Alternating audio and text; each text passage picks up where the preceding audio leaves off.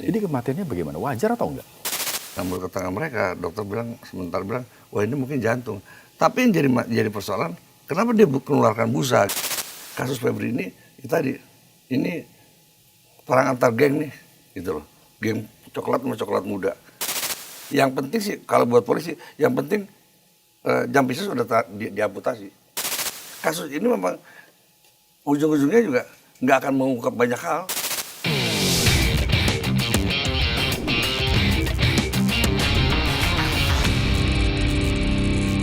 Asisten rumah tangga Febri Adriansah yang ditemukan meninggal dunia.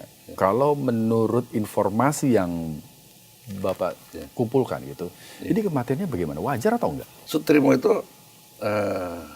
sekitar 4 tahun lalu dia bekerja di tempatnya Pak Febri sebagai asisten rumah tangga karena bersih-bersih rumah kebun ya. Nah, tapi pada saat itu dia mengalami satu kondisi sakit yaitu diabetes akut karena sampai luka-luka di badan itu nggak bisa sembuh gitu. Akhirnya Sutrimo ini minta pulang kampung dan berobat di kampung. Pulanglah dia ke Banyumas kan sambil berobat. Nah, setelah setahun kemudian nih, setahun yang lalu lah, dia menghubungi Pak Febri, minta cari kerjaan Pak, saya nggak ada kerjaan, kalau mau bisa kembali bantu-bantu Pak Febri, saya ke sini. Disuruh kembali lah sama Pak Febri sekitar hampir 1 tahun yang lalu nih. Juga kembali bekerja sebagai ART, cuma tidak di rumah Pak Febri, sekarang di jalan ini, jalan Lobak, yang dibilang klinik itu, memang rumah kosong itu. Dia kerjanya ya jaga rumah itu, bersih-bersih jaga rumah itu, rumah kosong ya, bekas klinik. Nah, seiring berjalannya waktu, dia ternyata di Jakarta tidak pernah berobat, tidak pernah menjaga sakitnya itu. Jadi muncul lagi sakit itu semakin parah. Dan menurut pengakuan beberapa, saya bicara dengan 2 orang ART-nya Pak Febri, memang dia terakhir-terakhir seringkali lemes, gitu loh. Karena sakit yang dideritanya ini. Nah, terakhir kemarin dia sempat menghubungi ART Pak Febri dan kemudian di situ juga ada tentara waktu itu yang jaga rumah Pak Febri. Datanglah dia ke Jalan Lobak ini, ternyata sudah terkapar. Kalau menurut keterangan mereka sih mungkin sudah meninggal di situ, karena dia nunggu ambulan juga lama datangnya. Udah lama datang, kemudian dibawa ke rumah sakit Muhammadiyah. Nah, menurut keterangan mereka, dokter bilang sebentar bilang, wah ini mungkin jantung. Tapi yang jadi persoalan, kenapa dia mengeluarkan busa gitu loh. Nah, itu dia. Nah, ini juga kalau saya tanya sama mereka-mereka yang menangani pertama kali, mereka juga bingung. Apakah dia salah minum obat atau apa? Itu belum. Mungkin kita perlu lihat nanti hasil otopsi dokter ya dari rumah sakit. Tapi kalau kita melihat pola hubungan antara Sutrimo dengan Febri, saya pikir sangat jauh sekali dia mengetahui atau dia menyimpan informasi tertentu ya tentang kasus yang sekarang sedang menimpa Pak Febri. Saya pikir itu jauh sekali. Jauh.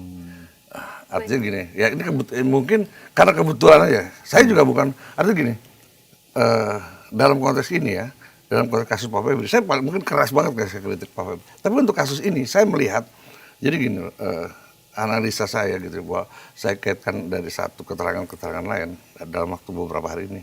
Saya melihat, ini nggak ada. Nggak ada kaitan sama, atau mungkin ini juga bukan satu tindakan pembunuhan, saya belum melihat ke arah situ. Karena juga kalau misalnya perampokan juga nggak ada yang hilang di situ. Saya sudah cek ya kan. Jadi kemungkinan besar ini penyebab kematiannya karena sakit ya? Iya. Tidak ada hal yang mencurigakan lain. Nah, bahkan dokter dari Muhammadiyah bilang bahwa Pak kalau udah kena diabetes itu merembet kemana-mana Pak. Iya. Gitu loh. Cuman yang memang jadi pertanyaan banyak orang memang keluar busa ya di itu dia, mulut dan hidung itu. Kalau nggak salah ditemukannya di depan klinik ya? Iya, memang dia nunggu tuh.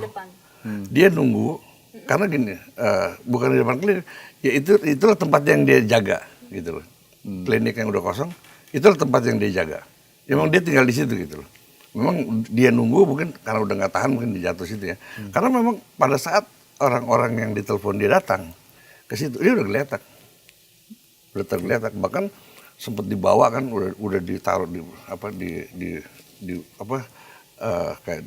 kayak semacam tandu gitu, sambil nunggu ambulan, nggak datang ambulannya, gitu. mungkin kondisi macet atau gimana kan. Oke. Jadi ngomong-ngomong pemilik kliniknya ini Pak Febri Adriansyah juga. Menurut keterangan yang saya dapat, ya kan, itu dikatakan punya Don Dito. Wah. Ya, Oke. ya. Jadi pastinya Sutrimo itu selama dia kembali ke Jakarta, dia tidak dia bekerja di rumahnya Febri enggak, Iya. yang di jalan apa sih? Lobak. Febri itu jalan Lobak ya, jalan Lobak ya. Dia tinggal di situ, dia di situ tinggal, rumah kosong. Kalau memang informasinya klinik itu punyanya Don Rito, kenapa harus menjaga Nah itu dia. klinik orang ya kosong ya, yang bukan milik Saya juga Febri Adriansyah? itu memang agak ada kejanggalan. Atau mungkin ketika dia minta pekerjaan dari Febri, mungkin diarahkan ke sana kali. Saya juga nggak begitu tahu. Tapi yang jelas posisi dia, ya kan, bekerja di situ. Gitu. Kalau ini rumahnya tempatnya Don Dito, berarti dia bekerja untuk Don Dito kan gitu. Jadi apa yang disampaikan Pak Rajasa tadi itu semacam menguatkan bahwa hubungan kedekatan seorang Febri Adriansyah Oh iya dan jelas. Don Rito ya? Iya jelas, itu jelas. Kalau itu jelas. Artinya dia punya kedekatan khusus lah. Ya. Ya, menarik sekali ya.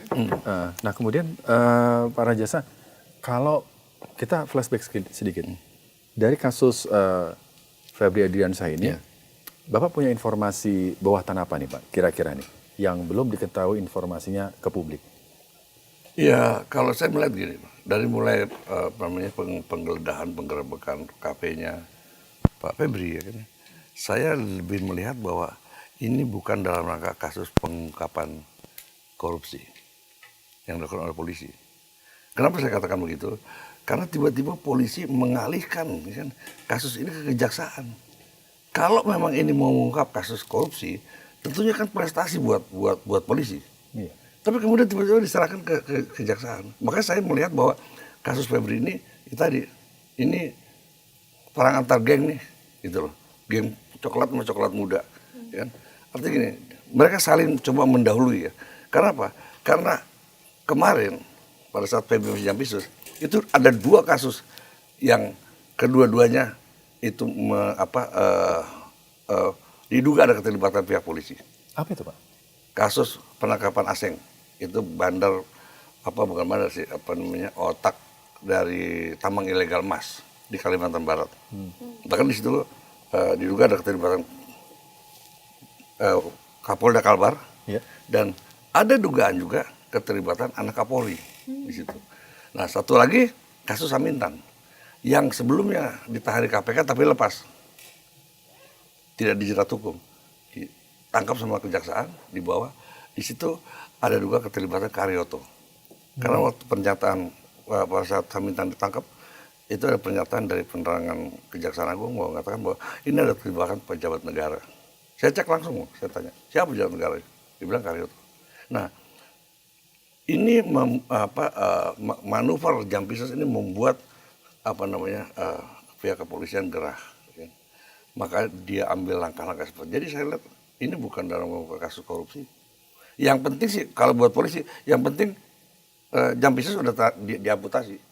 Oke. Dia tidak lagi bisa jadi jaksa agung yang nanti akan bahaya buat ini. Kemudian dia juga tidak bisa lagi melaksanakan tugas-tugas pemberantasan korupsi karena kan udah dicopot. Yang penting itu. Dan jadi kasus ini memang ujung-ujungnya juga nggak akan mengungkap banyak hal.